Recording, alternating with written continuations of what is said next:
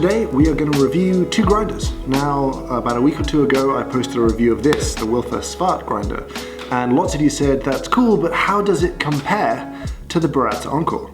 So I did what any normal person would do, and I went online and I bought a Baratza Encore. So today, I'm going to do my best to compare and review the two. First things first, let's talk about look and build. Now, for me, the build quality on the Wilfa is actually just a little bit higher. Like, it feels a little bit more sturdy, both in the hopper and the hopper adjustment, as well as in the body and the buttons itself. The Baratza is not badly built, but to me it does feel a little bit cheaper, a little bit more lightweight. Now, the switch on the side for sure doesn't feel as sturdy and as well built as the controls on the side of the Wilfa. Let's talk about usability. Now, both grinders use the hopper on top as a way to adjust the grind. You're going to twist both of them as a way to control your grind settings. And that works pretty well. They both feel pretty solid, pretty meaty to turn. It's probably a little bit easier to move this one.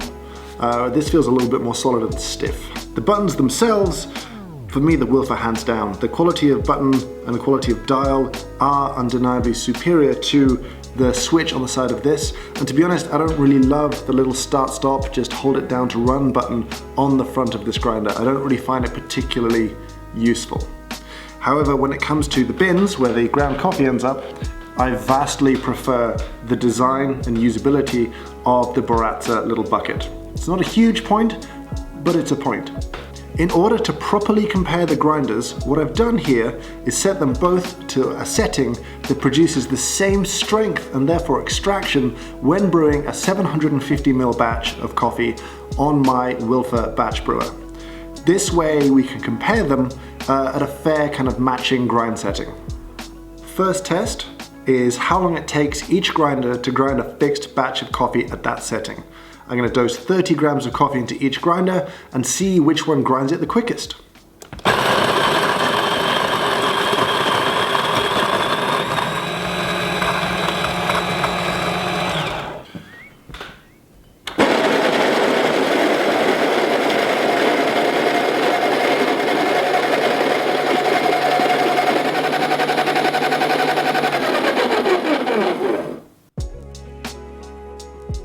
So interestingly, the Wilfa grinding twice as quickly for the same batch and same grind size as the Encore. Big win for the Wilfa on that one.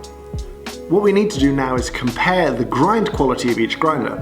Now, doing this through taste will be a little bit flawed. If I'm just to brew from each, that's a pretty terrible way to do a taste comparison. It should be at least blind, it should be at least a triangle test. Doing a non-blind A/B test between these two grinders is a waste of my time and yours. So I've come up with a different way of assessing the two things. Recently, I was sent a Krug sifter. Now, I'll talk about this another time. I'm going to take a 30-gram dose from each grinder and sift it. Now, the two sieves are 400 micron and 250 micron, both much smaller than the desirable particle size for the kind of grind setting we have here.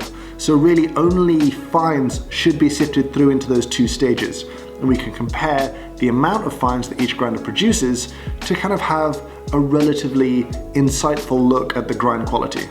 One thing to note at this stage, this grinder has been in use daily for 4 months now.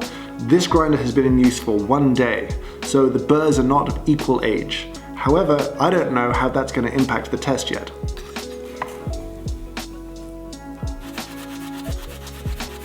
A few moments later.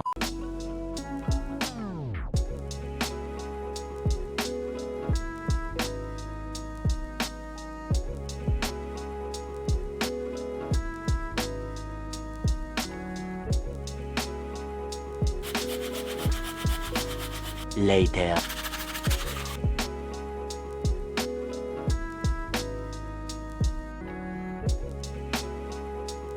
So at the same grind setting, both grinders producing extremely similar amounts of sub 400 micron and sub 250 micron fines.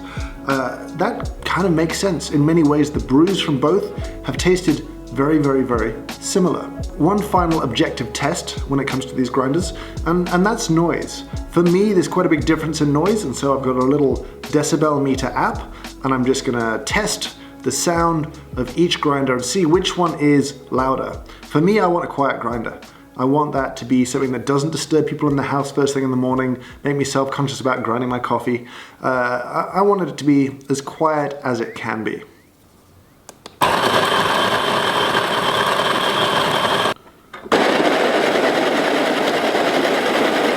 Phone placed equidistant from both grinders, and the Wilfa is a little bit quieter. Time for conclusions. At £105, this is a great buy. Hard to dispute that fact. At £150, the Baratza is more expensive. When it comes to grind quality, both grinders are producing very similar results. Hard to talk too much about in the cup because I haven't brewed as nearly as much coffee with this grinder as I have with this one, but objectively they're both doing a very similar job when it comes to running the same grind settings. So if you're looking for something for filter coffee, they both are excellent choices. Now, would I go to the trouble of sourcing this grinder somewhere it wasn't available over this grinder? No, I would not. Baratza are worldwide, they often have good support. That's an important aspect of buying any piece of equipment. So if there's a good support network, this is a great purchase. If this has a good support network, it's another great purchase. But overall, in terms of design, in terms of some aspects of usability and build, and for price, my preference is for the Wilfa.